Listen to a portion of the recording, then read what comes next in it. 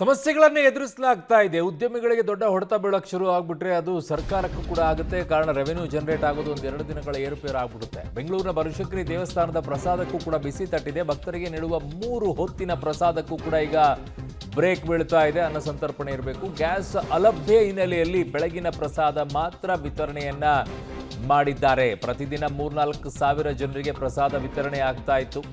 ಆದರೆ ಈಗ ಎಲ್ಲದಕ್ಕೂ ಕೂಡ ಬ್ರೇಕ್ ಬೀಳ್ತಾ ಇದೆ. ಪ್ರತಿದಿನ ಪ್ರಸಾದ ಮಾಡಲು 1-2 ಗ್ಯಾಸ್ ಸಿಲಿಂಡರ್ ಬೇಕಾಗಿತ್ತು.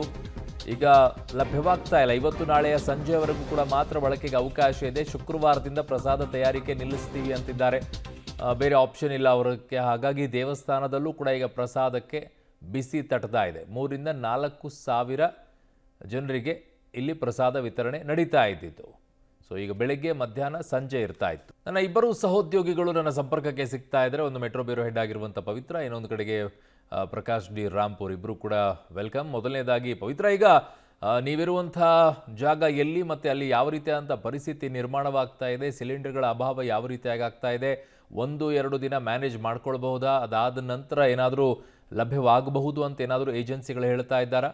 ಅರುಣ್, ನಾನು ಬನಶಂಕರಿ ದೇವಸ್ಥಾನದಲ್ಲಿದ್ದೀನಿ. ಬನಶಂಕರಿ ದೇವಸ್ಥಾನದಲ್ಲಿ ಈಗ ದೇವರಿಗೂ ಕೂಡ ಬಿಸಿ ತಟ್ಟಿದೆ. ಯುದ್ಧದ ಬಿಸಿ ಏನಿದೆ ಅದು ಕೂಡ ತಟ್ಟಿದೆ. ಸಾಮಾನ್ಯವಾಗಿ ಬನಶಂಕರಿ ದೇವಸ್ಥಾನದಲ್ಲಿ ಶುಕ್ರವಾರ, ಮಂಗಳವಾರ 10-15 ಸಾವಿರ ಜನ ಭಕ್ತರು ಬರ್ತಾರೆ. ಅವರಿಗೆ ಅಷ್ಟು ಪ್ರಸಾದ ವಿನಿಯೋಗ ಇರುತ್ತೆ.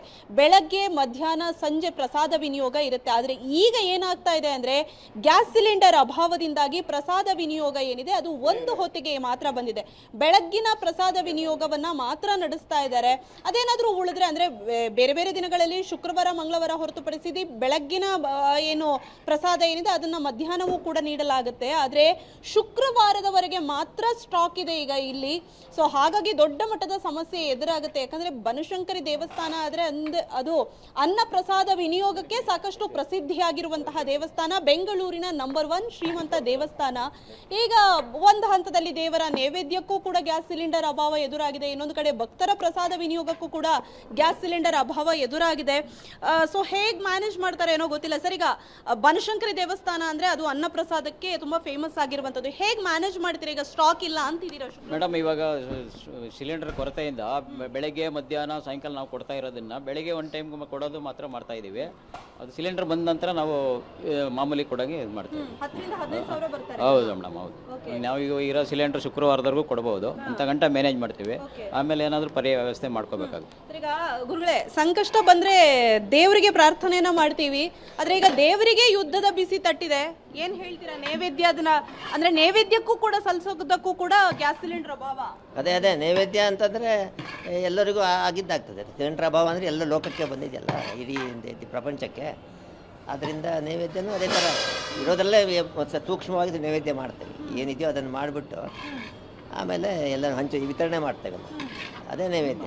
ಈಗ ನೈವೇದ್ಯದಲ್ಲಿ ಬದಲಾವಣೆ ಮಾಡಿದ್ದೀರಾ? ಅಂದರೆ ತುಂಬ ಗ್ಯಾಸ್ ಇಷ್ಟೊತ್ತವರೆಗೆ ಏನಾಗಿಲ್ಲ. ಇಷ್ಟೊತ್ತವರೆಗೆ ಬದಲಾವಣೆ ಯಾವುದಿಲ್ಲ. ನಿತ್ಯದ ಏನು ಅನ್ನದಾನ ನಡೀತಾ ಇದೆ, ಈಗಲೂ ನಡೀತಾ ಇದೆಯಲ್ಲ, ಅದನ್ನೇ ನೈವೇದ್ಯ ಮಾಡ್ತೇವೆ. ಇನ್ನು ನಾಳೆ ನೋಡ್ಬೇಕು ಏನಾಗ್ತಿದೆ ಅಷ್ಟೇ.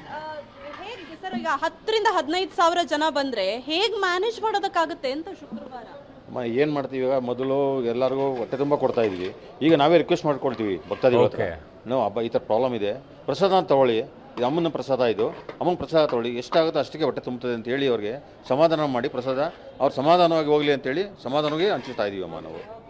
ಇದಿಷ್ಟು ದೇವಸ್ಥಾನದ ಸಿಬ್ಬಂದಿಗಳ ಮಾತು. ಅರುಣ್, ಓಕೆ ಪವಿತ್ರ, ಹಾಗೆ ಸಂಪರ್ಕದಲ್ಲಿರಿ. ವಾಪಸ್ ಬರ್ತೀನಿ ನಿಮ್ಮ ಹತ್ರ. ದೇವಸ್ಥಾನಗಳಲ್ಲಿ ಪ್ರಸಾದಗಳಿಗೂ ಕೂಡ ಸಮಸ್ಯೆ ಇದೆ. ದೊಡ್ಡ ದೊಡ್ಡ ದೇವಸ್ಥಾನಗಳು, ಕುಕ್ಕೆ ಆಗಿರಬಹುದು, ಆ ಕಡೆಗೆ ಧರ್ಮಸ್ಥಳ ಆಗಿರ್ಬೋದು, ಇಂತಹ ದೇವಸ್ಥಾನಗಳಲ್ಲೆಲ್ಲ ಏನು ಅಂತಂದರೆ ಸವದೆಯನ್ನು ಬಳಕೆ ಮಾಡಿಕೊಂಡು ಅಲ್ಲಿ ಅನ್ನ ಸಂತರ್ಪಣೆಯನ್ನು ಮಾಡ್ತಾ ಇದ್ದಾರೆ. ಕೆಲವು ದೇವಸ್ಥಾನಗಳಲ್ಲಿ ದೊಡ್ಡ ಮಟ್ಟದಲ್ಲಿರೋದೆಲ್ಲ ಸೌದೆಗಳದ್ದೇ ಇರುತ್ತೆ. ಇನ್ನೊಂದು ಕಡೆಗೆ ನನ್ನ ಸಹೋದ್ಯೋಗಿ ಪ್ರಕಾಶ್ ಡಿ ರಾಂಪುರ್ ನನ್ನ ಸಂಪರ್ಕಕ್ಕೆ ಸಿಗ್ತಾ ಇದ್ದಾರೆ. ಪ್ರಕಾಶ್, ಈಗ ತಾವಿರೋದು ಎಲ್ಲಿ ಮತ್ತು ಅಲ್ಲಿ ಯಾವ ರೀತಿಯಾದಂಥ ಪರಿಸ್ಥಿತಿ ನಿರ್ಮಾಣವಾಗಿದೆ? ಹೋಟೆಲ್ನಲ್ಲಿ ಇದ್ದಂಗೆ ಕಾಣಿಸ್ತಾ ಇದ್ದೀರಾ ನೀವು. ಹೋಟೆಲ್ನಲ್ಲಿ ಈಗ ಸಿಲಿಂಡರ್ ಇವತ್ತು ಮುಗಿದೋಗ್ಬಿಡುತ್ತಾ? ನಾಳೆಗೇನಾದರೂ ಅವಕಾಶ ಇದೆಯಾ ಅವರಿಗೆ?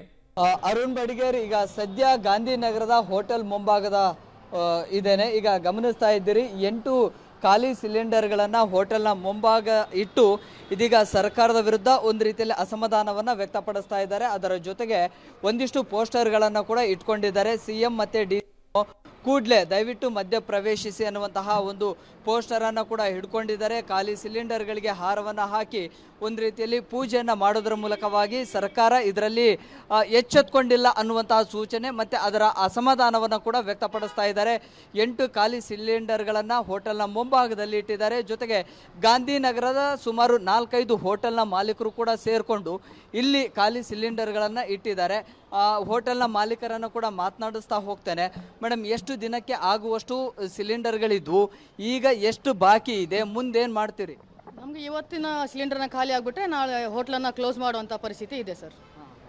ಈಗ ಇದು ಎಷ್ಟು ದಿನಕ್ಕೆ ಬರ್ತಾ ಇತ್ತು, ಎಷ್ಟು ಸ್ಟಾಕ್ ಇಟ್ಕೊಂಡಿದ್ರಿ? ನಮಗೆ ದಿನಕ್ಕೆ 4ರಿಂದ 5 ಸಿಲಿಂಡರ್ ಉಪಯೋಗ ಇದೆ.